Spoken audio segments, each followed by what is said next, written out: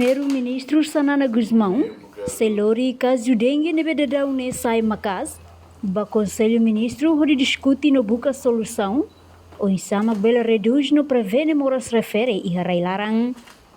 Chefe Governo Sanana Guzmão informa assunto neba jornalista Sira, foi em remata reunião semanal com o Presidente da República do Zé Ramos Horta e a Palácio Presidencial baru Pitedile.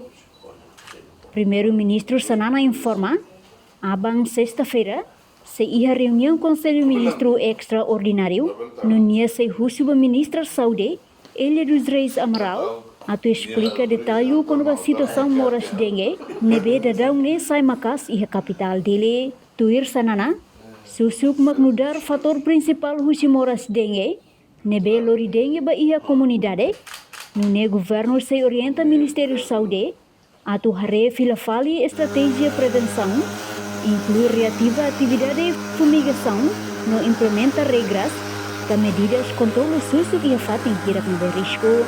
Temos que haver forte decisão nessa primeiro-ministro, também ela tem moras, mas ela tem cura andar seguimos, ela é medida de sair uma. Sério, abamos sério. Problema sira moras sira nebe diet malu né, susur teves. Fone, onde lens me hatati. Neve aber eu consigo ansioso.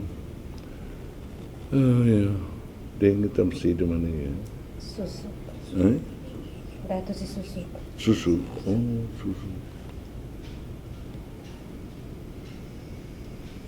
Susu que te oferece. Governador ela rega susu né agora.